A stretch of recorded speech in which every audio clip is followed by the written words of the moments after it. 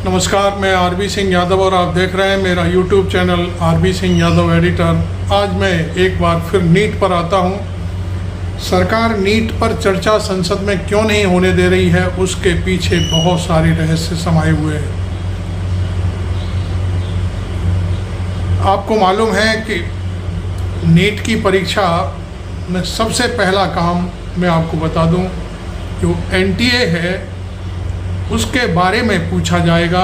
जो राहुल गांधी ने सवाल उठाया है नीट का संसद में, उस पर यदि चर्चा हो जाती है तो एनटीए के बारे में सबसे यह पहले पूछा जाएगा कि ये संस्था प्राइवेट है या भारत सरकार की संस्था है। यदि ये संस्था प्राइवेट है तो फिर इसके लोगो पर भारत सरकार का चुनाव चिन्ह अशोक का चिन्ह कैसे बना हुआ है, ये एक बड़ा सवाल है। और सरकारी है तो इसमें इतने कर्मचारी कम क्यों हैं जो परीक्षा होल्ड कराने के लायक भी नहीं है। और ये एनटीए यदि सरकारी है तो प्राइवेट लोगों को, प्राइवेट संस्थानों को, रिक्शे वालों को पेपर पहुंचाने, बंटवाने के लिए और जो दीवार कॉलेज और स्कूल हैं उनको सेंटर बनाने के काम क्यों कर रही है। एक बात तो ये सबसे बड़ी है, ठेके भी ऐसी संस्थाओं को दे रही हैं जो डिफ़ॉल्टर हैं।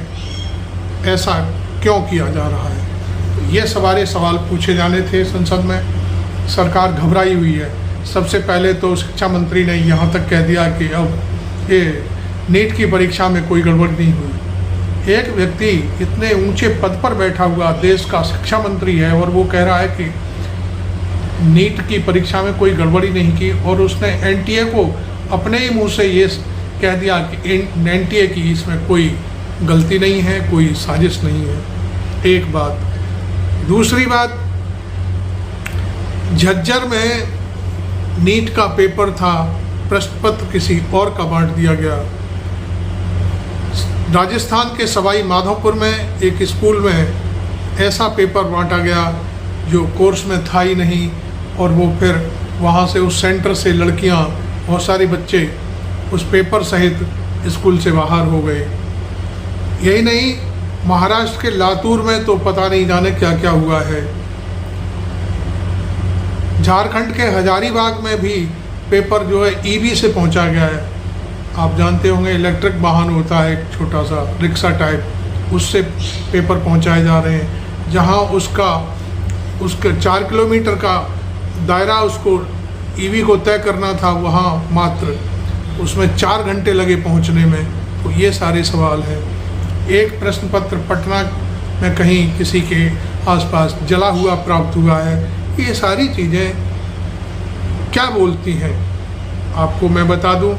अब आज बात आती है, सरकार बार बार कह रही है कि सीबीआई को जांच दे दी गई है। अब सीबीआई का मैं पिटारा खोलता हूं कि सीबीआई क्या कर रही है। सबसे पहले एक पिटारा मैं हरियाणा का खोलने जा रहा हूं। हरियाणा हाई कोर्ट ने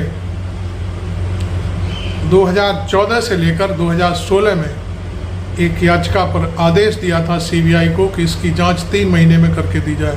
वो मसला क्या था वो मैं आपको बताता हूँ। मसला ये था कि 2014 से 16 के बीच हरियाणा के स्कूलों में 4 लाख से भी ज़्यादा बच्चे दिखाए गए एडमिशन में। उसके पीछे क्या कारण था? उसके पीछे मात्र एक कारण था, ये शिकायत आई थी कि जो भोजन होता है दोपहर का बच्चों को दिया जाता है, वो ज़्यादा से ज़्यादा खींचा जा सके और उसको फिर पचाया जा सके। आप समझ रहे होंगे, बच्चे स्कूल में 10 हैं, उसका भोजन मिल रहा है 100 का। इस तरह से फर्जी एडमिशन दिखाए गए और इसकी शिकायत की गई। जब शिकायत पर कोई जांच नहीं हुई तो हाई कोर्ट में ये मसला गया। हाई कोर्ट ने इसके लिए 3 महीने का समय दिया कि जांच करके हाई कोर्ट को बताए। अब सीबीआई का मजाक देखिए। सीबीआई ने पूरे 4 साल बाद या 3 साल बाद इस मामले में एफआईआर दर्ज की है। जहां 3 महीने का समय था, सीबीआई उस मामले को 3 साल ले रही है एफआईआर करने में। उस सीबीआई जो वर्तमान में नीट की जांच कर रही है, जो पिट गई थी अभी पटना बिहार में, वो क्या जांच करेगी नीट की? सवाल ये उठता है। सवाल को अब मैं घुमाने की कोशिश इसलिए की जा रही है इस सवाल को कि इस मामले में पूरी लीपापोती कर दी जाए, जिससे नीट का मसला और जो छात्र लटक रहे हैं 1.5 करोड़ के आसपास पूरे देश में, उनकी आवाज़ को दबाया जा सके, बंद कर दिया जाए। अभी मैं दोबारा से फिर नीट पर आऊँगा। यही हाल कई मामलों में नीट की परीक्षा पर पहले भी सीबीआई को जांच दी गई है, लेकिन किसी भी मामले में आज तक सीबीआई ने अपनी रिपोर्ट दाखिल नहीं करी है, नहीं बताया है कि कैसे परीक्षा में जो पेपर आउट हुए, क्या हुआ। कई मामले हैं ऐसे। लेकिन अब बात आती है कि ये सारा मसला लोकसभा में विपक्ष के नेता राहुल गांधी उठाएंगे। वो ऑन रिकॉर्ड है। राहुल गांधी की आवाज़ को भले ही आप बटन दबा के बंद कर सकते हैं, लेकिन दबा नहीं सकते, क्योंकि ये मसला अब 2014 की सरकार और 2019 की सरकार वाला नहीं है, ये 2024 की सरकार है। जनता ने, खास तौर पर भारत के नागरिकों ने विपक्ष को मान्यता दी है कि आप मर्जी आए सो उठाइए, संसद में हमारी बात को बुलंद करिए। इसलिए अब सरकार डरी हुई है। सरकार चारों तरफ से घिर गई है। सरकार ही नहीं, नरेंद्र मोदी भी चारों तरफ से घिर गए। नरेंद्र मोदी को जवाब देना होगा। जो राहुल गांधी सवाल पूछेंगे उनके बारे में बताना होगा कि नीट पर क्या हो रहा है। केवल नीट का ही मसला नहीं है। यदि नीट पर चर्चा हो गई तो इसके बाद फिर और भी चीज़ों पर चर्चा होगी, जैसे नीट पीजी, उसकी भी परीक्षा स्थगित कर दी गई। परीक्षा होने से 2 घंटे पहले परीक्षा स्थगित करने का आदेश दिया गया। लोग पहुंच चुके थे परीक्षा देने के लिए, पेपर देने के लिए। बच्चे कहाँ से आए थे, लाखों रुपया खर्च कर के तैयारी की और हज़ारों रुपए खर्च करके वो सेंटर तक पहुँचे, लेकिन वो परीक्षा भी रद्द कर दी गई। ये खिलवाड़ क्या हो रहा है? स्वास्थ्य के लिए देश में स्वास्थ्य के लिए डॉक्टर ना मिले, डॉक्टर पैदा ना हो, इसलिए ये सारी चीज़ें हो रही हैं। हों भी तो ऐसे पैसे दे करके जो डॉक्टर बनने वाले हैं, ऐसे लोगों को जो है डॉक्टर बनाया जाए।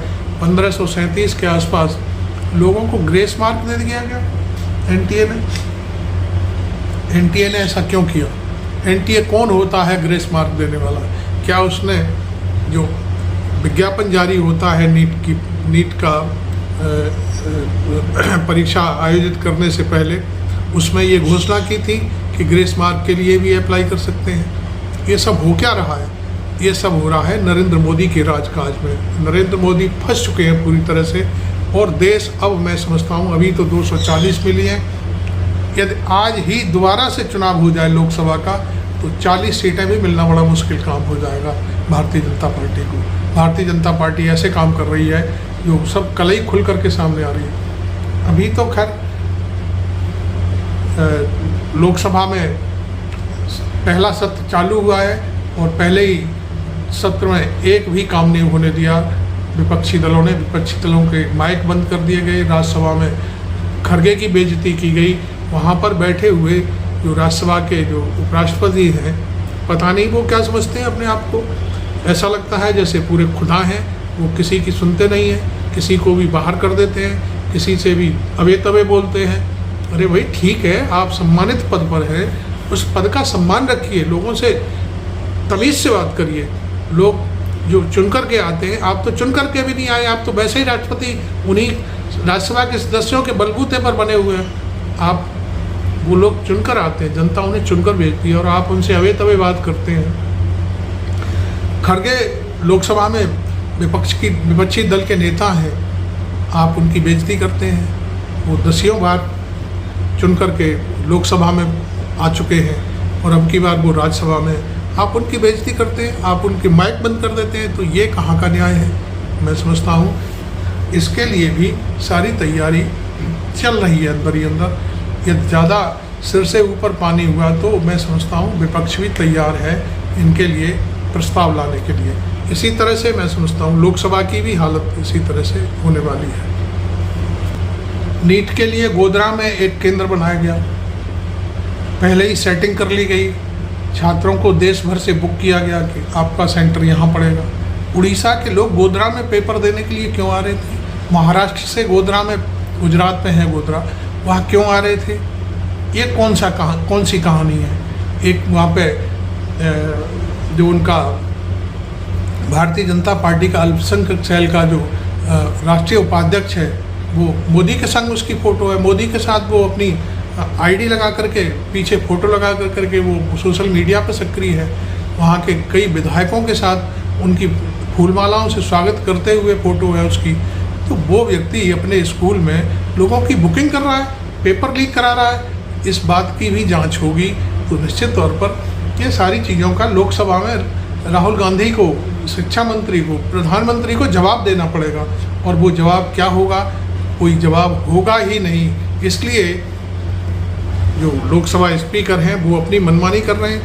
वो चाहते हैं कि बिल्कुल किसी भी रूप में वहाँ पर लोकसभा में नीट की परीक्षा पर कोई चर्चा नहीं होनी चाहिए। जबकि उनका एक बात ये कहना है कि राष्ट्रपति महोदय ने उस पर दुख व्यक्त किया है, तो वहाँ पर आप चर्चा कर सकते हैं। अभी मैं किसी कांग्रेस के प्रवक्ता की बात सुन रहा था, वो बहुत ही अनुभवी हैं और उन्होंने कहा भाई जनरल इन बातों का कोई महत्व नहीं होता। लोकसभा में राष्ट्रपति ने जो भाषण दिया उस पर क्या चर्चा होगी? इसकी अलग से चर्चा होनी चाहिए। बहुत सीरियस मामला है। आज देश में 1.5 करोड़ बच्चे उबल रहे हैं, जनता से जवाब सरकार से जवाब मांग रहे हैं। उनके जवाब के लिए क्या अलग से चर्चा नहीं हो सकती? राहुल गांधी ने तो ये कहा कि उसका श्रेय हमको मत दीजिए, आप देश के जो छात्र हैं उनको श्रेय दिए, अपना श्रेय दीजिए कि हमने ऐसा किया आपके लिए। तो इसमें क्या राहुल गांधी ने क्या बुरा किया? लेकिन राहुल गांधी कोई अपनी बात कहते, लोकसभा स्पीकर ने उनका माइक बंद कर दिया और बहाना क्या ढूंढा गया कि मेरे पास इसका कोई बटन नहीं होता।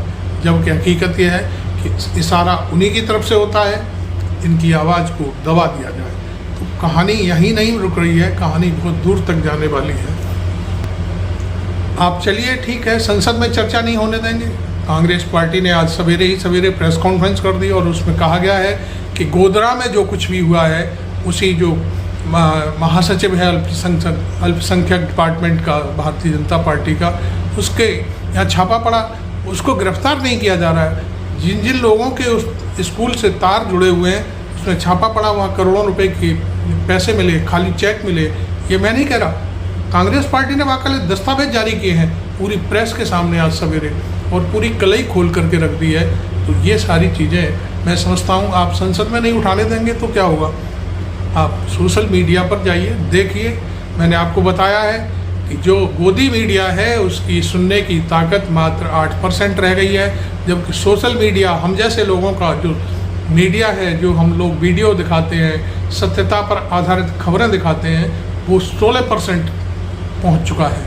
तो आप ये मत भूलिए कि ये जो बातें आप कर रहे हैं या छुपाने की कोशिश कर रहे हैं, माइक बंद कर रहे हैं, जवाब देने के लिए आना नहीं चाहते, तो ये चीज़ें सारी जनता तक अब पहुंच चुकी हैं। देश में जो नीट के छात्र हैं और जो देश में नेट परीक्षा जिससे पीएचडी होती है, पीएचडी में जाने वाले असिस्टेंट प्रोफेसर के लिए जो तैयारी करते हैं, उनका भी मसला जो उठ चुका है। अब आप बच नहीं सकते।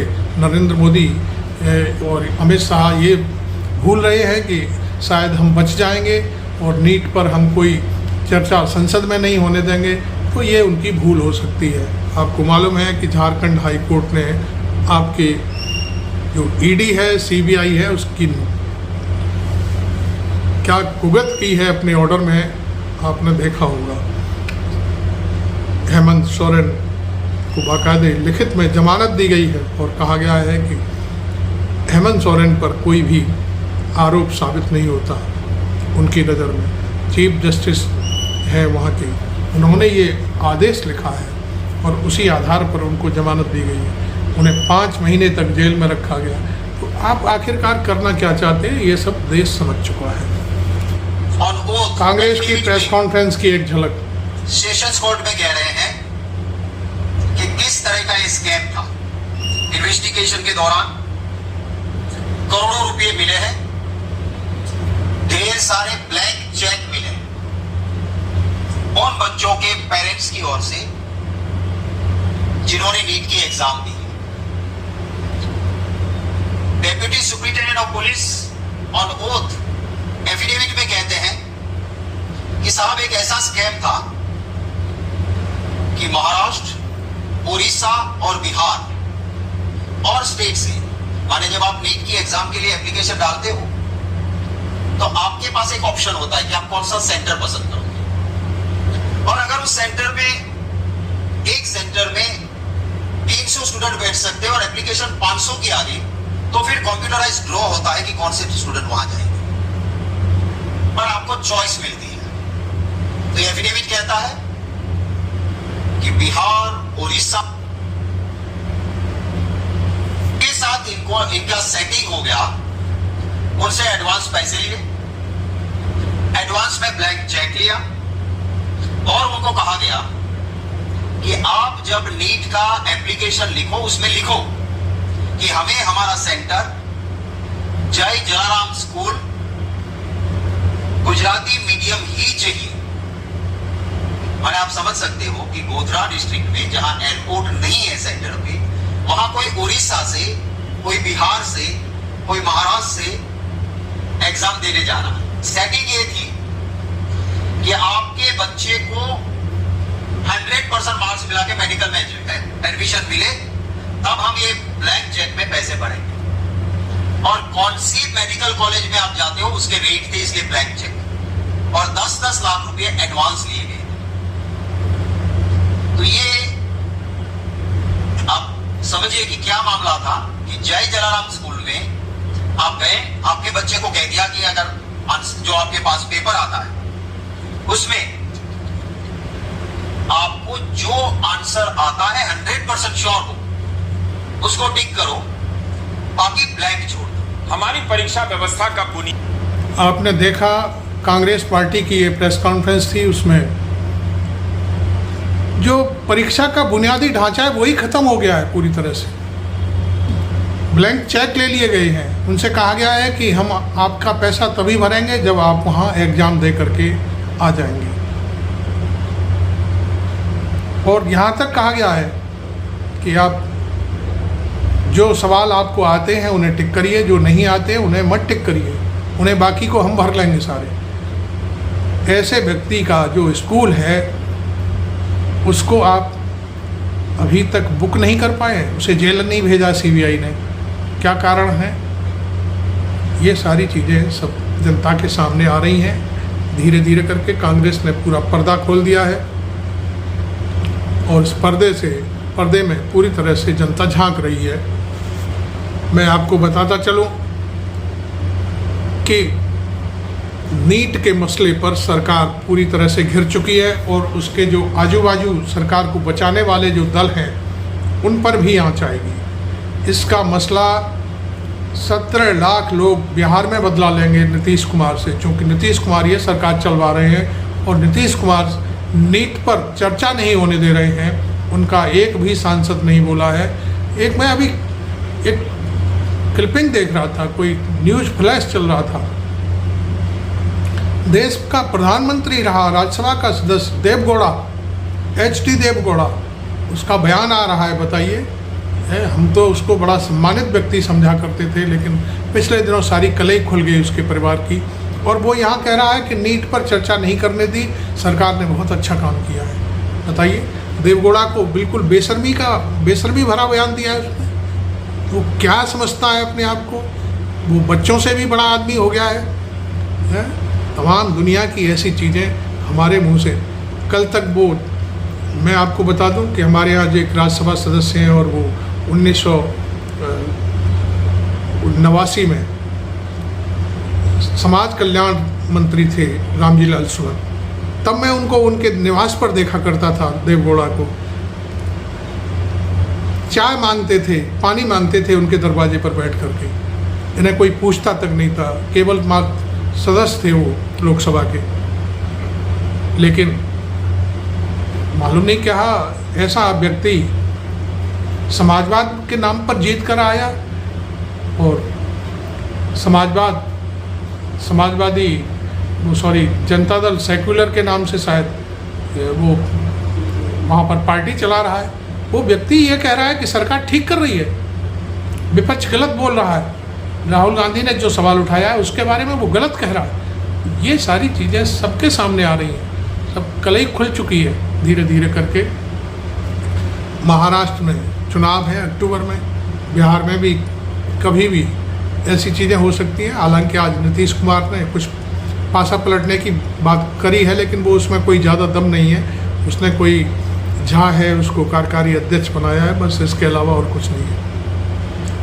उसको लग रहा है कि मैं बुढ़ापा मेरी तरफ आ चुका है, इसलिए अब पार्टी बिखर न जाए, इसलिए उसने संजय झा को कार्यकारी राष्ट्रीय अध्यक्ष बना दिया है। चूँकि संजय झा थोड़े से लोगों से मेल मिलाप करके रसूखदार हैं और अपनी सारी सेटिंग करते रहते हैं, लोगों को मनाते रहते हैं, शायद इस तरह से ये काम किया गया है।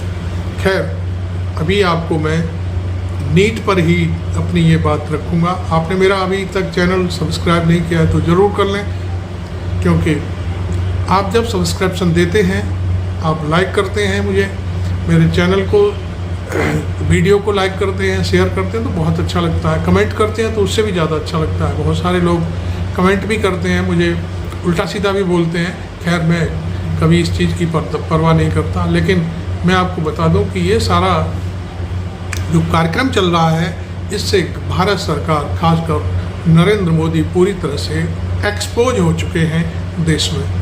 जनता जो करीब 1.5 करोड़ जो छात्र हैं नीट के पूरे देश के, उनकी निगाह केवल अब राहुल गांधी पर है। Thank you very much. मैं आरवी सिंह यादव। माइक में बंद नहीं करता हूँ, पूर्व में भी आपको व्यवस्था दी थी, यहाँ कोई बटन नहीं होता है। सर माइक तो दे दीजिए। अभी आपका नहीं सर, कोई हम रिकॉर्ड में नहीं जाएगा, इसलिए मेरा आग्रह है। हिंदुस्तान के जो स्टूडेंट्स हैं उनको हम जॉइंट मैसेज देना चाहते थे। हाँ दें आप। सुनिए जॉइंट मैसेज देना चाहते थे ऑपोजिशन और सरकार के साइड से कि इस मुद्दे को हम ज़रूरी मानते हैं, और इसीलिए हमने सोचा था कि आज स्टूडेंट्स की रिस्पेक्ट करने के लिए हम नीट पर डिस्कशन करें। ठीक है, आप डेडिकेटेड डिस्कशन। अब बात यह है कि 2 फोर्सेस हैं, एक तरफ नहीं माने प्लीज। ओके, देखिए, ये उनकी गलती है, खुद मैं बोल सकता हूँ चेयरमैन साहब की। मैंने हाथ उठा रहा था, 10 मिनट हाथ उठाते खड़ा रहा, और बैठे जगह भी मैं अपने जो पार्लियामेंट्री रूल्स होते हैं उसको ऑब्जर्व किया, लेकिन उन्होंने हमारे तरफ देखा ही नहीं। उस वक्त मुझे अंदर जाकर उनका ध्यान खींचने के लिए मैं अंदर गया, लेकिन फिर भी वो उधर देख रहे नहीं थे। जब लोग पूरे मेंबर्स अंदर आए तब मैं बाहर आया। मैं तो वहाँ खड़ा भी नहीं हुआ था, सिर्फ मैं ध्यान खींच रहा था, मेरे तरफ देखे नहीं, सिर्फ उधर रूलिंग पार्टी पे देख रहे। यानी उन्होंने मेरे को इंसल्ट किया। कभी भी हाथ उठाते जब उसको देखकर रूल्स के मुताबिक मैं ध्यान खींचता हूं तो वो मेरे तरफ देखना चाहिए। उसके बजाय मेरे तरफ पर्पसली मुझे इग्नोर करने के लिए, इंसल्ट करने के लिए उन्होंने वैसा किया। तो मेरे को क्या बचता है? तो उनका ध्यान खींचने के लिए या तो अंदर जाना पड़ेगा या ठहरे जगह ही बहुत जोर जोर से चिल्लाना पड़ता था। तो ये गलती मैं जरूर कहूंगा चेयरमैन साहब की है, और इसीलिए मेरे को कहना है कि आइंदा वो ऐसा मत करे। कम से कम इस राज्यसभा की गरिमा रखने के लिए वो कहते हैं ना, खुद हमारे जैसे सीनियर मेंबर्स को जरा देखकर किधर क्या हो रहा है, कौन हाथ उठा रहा है, ये देखकर अगर करते तो मैं समझता हूँ ऐसा नहीं चलता। और बार बार वो ये कह रहे हैं, जब लोकसभा अडजर्न हुआ और इस बहस के करने के लिए नीट एग्जामिनेशन के जो इतने बड़े घोटाले हो गए, पेपर लीक हो गया, बच्चे परेशान हैं, लाखों बच्चे परेशान हैं, तो इन लोगों का जो समस्या है उसके तरफ ध्यान खींचने के लिए हमने स्पेसिफिक डिस्कशन मांगा। हमने किसी यानी अपने जो राष्ट्रपति अभिभाषण पे डिस्टर्ब करना नहीं चाहते थे। हम सिर्फ उनके जो स्टूडेंट्स के मुद्दे हैं उसको उठाकर उनके सामने रखना चाहते थे, वो स्पेसिफिक थे। ये तो बाकी का 267 में हमने उठाया, वो बना ही कानून उसी लिए कि जब कोई विषय किसी और चीज में नहीं बैठ सकती तो इस 267 में लाकर उसको चर्चा करना चाहिए, लेकिन उन्होंने इसको चांस नहीं दिया, इसके तरफ ध्यान भी नहीं दिया और बार बार हमको पुनः फटकार देते रहे, तुम लोग सीनियर रहे, तुम वैसे है। ये ठीक नहीं, इसीलिए हमको ये करना पड़ा। हमने आपको अपने इस वीडियो में राहुल गांधी और ओम बिरला के बीच जो तीखी बहस हो रही है वो दिखाया। राज्यसभा में जो विपक्ष के नेता हैं मल्लिकार्जुन खड़गे और कांग्रेस पार्टी के राष्ट्रीय अध्यक्ष हैं, उन्होंने संसद के बाहर आकर के जो जनता के सामने मीडिया में अपनी बात कही है वो दोनों वीडियो दिखाए। आपको ये सारी रिपोर्ट हमारी कैसी लगी ज़रूर हमें बताएं। Thank you very much. मैं अगेन आपके सामने चैनल सब्सक्राइब ज़रूर कर लें भाई लोगों। Thank you very much.